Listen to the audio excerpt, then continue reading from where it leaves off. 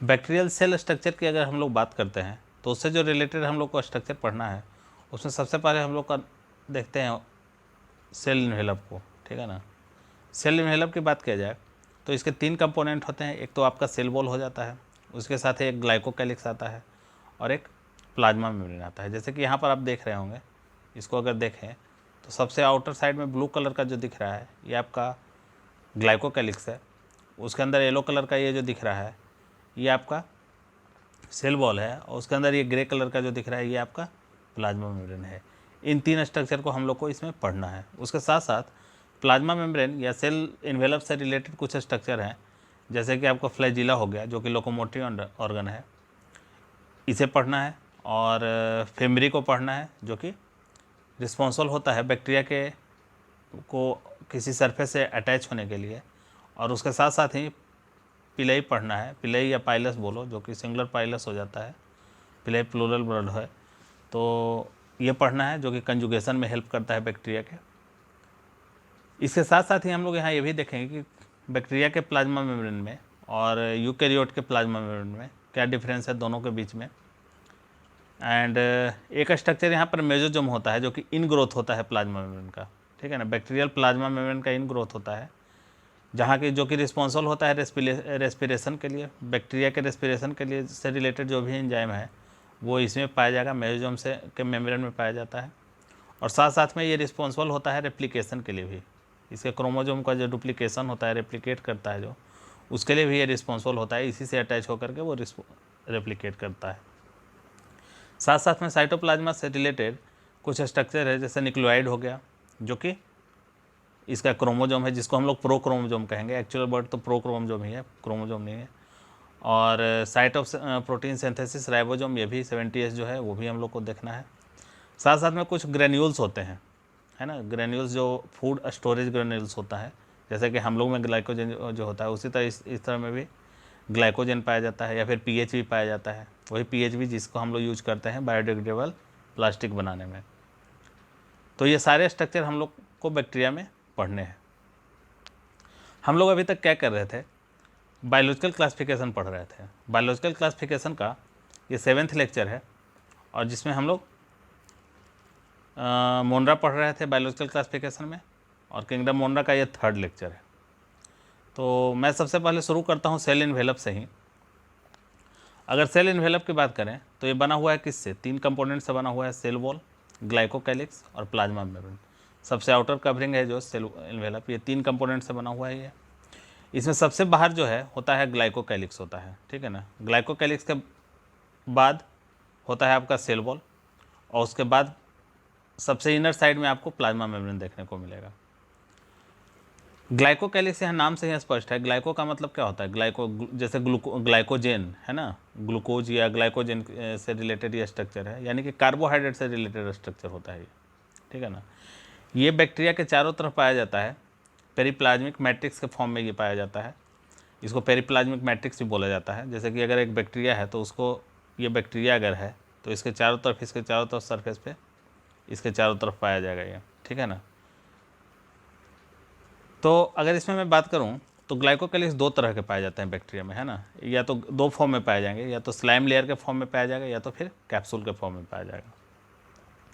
Slime layer जैसे नाम से ही स्पष्ट है, क्या स्लाइम लेयर मतलब स्लाइमी देखने में है ना, स्लाइमी है, चिपचिपा है, उसके जैसा देखने में है।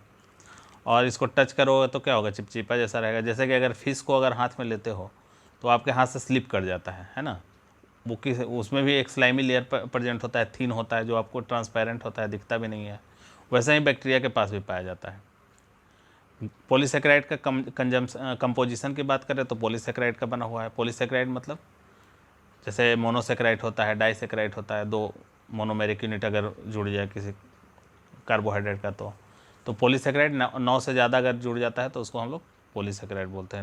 9 से ज़्यादा मोनोमेरिक यूनिट अगर जुड़ता है तो उसको हम लोग पॉलीसेकेराइड बोलते हैं। उसमें भी हेट्रो होता है, होमो होता है, डिफरेंट टाइप के होते हैं। तो डेक्सट्रान, लेवान, डेक्सट्रीन, ये सब कुछ पॉलीसेकेराइड है। शॉर्ट स्टैंड पॉलीसेकेराइड है, बहुत बड़े नहीं, छोटे छोटे पॉलीसेकेराइड है सब, जिससे ये स्लाइम लेयर आपका बना होता है, ठीक है ना। उसी तरह कैप्सूल होता है, ये लूजली अरेंज होता है बॉडी के अंदर। अगर बैक्टीरिया के सेल के चारों तरफ प्रेजेंट है, ये लूजली अरेंज होता है ना, बहुत हार्ड नहीं होता है। और उसी तरह कैप्सूल की लेकिन अगर हम लोग कैप्सूल की बात करते हैं तो कैप्सूल हार्ड होगा आपका, ठीक है ना। ये तो स्लिम था, थिन था और सॉफ्ट था, तो ये हार्ड होगा, थिक होगा। कंपोजिशन सेम है, पॉलीसेकेराइड का ही बना हुआ है ये भी, लेकिन इसके साथ साथ चूंकि ये हार्ड है, हार्ड होने के पीछे रीज़न क्या होता है कि इससे कुछ प्रोटीन अटैच होते हैं या फिर कुछ एमाइनो एसिड अटैच होते हैं, जैसे कि ग्लूटामिक एसिड हो गया, प्रोलीन हो गया, ये सब इससे अटैच होते हैं। पॉलीसेकेराइड वही सारे पाए जाते हैं, डेक्सट्रान, लेवान, डेक्सट्रीन। अब दोनों में एक्चुअली बात यह है कि जैसे कैप्सूल है या स्लाइम लेयर है, तो इसका फंक्शन क्या है। अगर बैक्टीरिया के अंदर इसका फंक्शन क्या है, तो जैसे देखा जाए इसका फंक्शन, मेन फंक्शन तो होता है प्रोटेक्शन करना। सबसे पहले तो बैक्टीरिया प्रोटेक्ट होता है इससे। दूसरा स्टिकी है, स्लाइम लेयर को अगर बात करें तो ये स्टिकी है, तो ये एडहेरेंस में काम आएगा, किसी सरफेस से चिपकने में काम आएगा इसको, है ना। ये भी इसका एक फंक्शन है। प्रोटेक्शन कैसे करता है, जैसे कि अगर बैक्टीरिया की मैं बात करता हूँ तो बैक्टीरिया कैसा हो, बैक्टीरिया का अगर सरफेस देखा जाएगा तो ये देखो एक बैक्टीरिया है, ये बैक्टीरिया का देखो, ये बाहर का जो सरफेस है इसी को हम लोग क्या बोलते हैं, कैप्सूल बोलते हैं, ठीक है ना। ये कैप्सूल हो गया, हार्ड है यहाँ पर, ये कैप्सूल का स्ट्रक्चर है। उसके अंदर ये हो गया आपका सेल वॉल, तो हम लोग तो अभी कैप्सूल की बात करेंगे।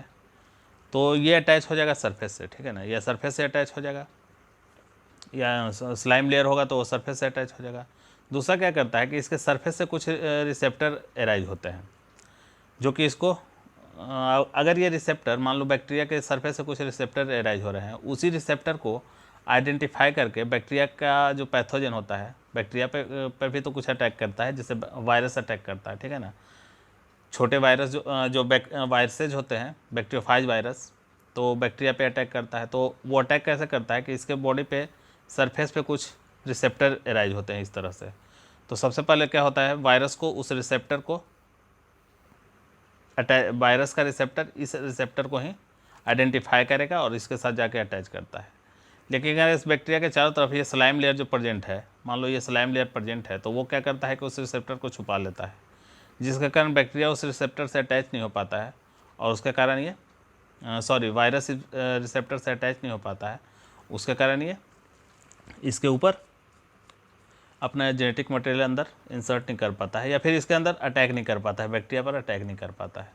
तो इस तरह से ये प्रोटेक्शन में हेल्प करता है और ये करता है। दूसरी बात एक और बताना है कि ये कैप्सूल जो होता है ये हार्ड होता है ना।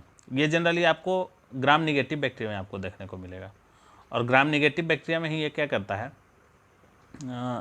इसी कैप्सूल के कारण जो ग्राम नेगेटिव बैक्टीरिया आपको ज़्यादातर मिलेंगे वो पैथोजेनिक होते हैं, ठीक है ना। कैप्सूल उस बैक्टीरिया में मिलेगा जो भी पैथोजेनिक बैक्टीरिया है, उसमें ये कैप्सूल देखने को मिलेगा, है ना। इसलिए वो रिजिड भी होता है और जल्दी किल भी नहीं होता है ना, जल्दी उस पर एंटीबायोटिक का भी असर नहीं होता है।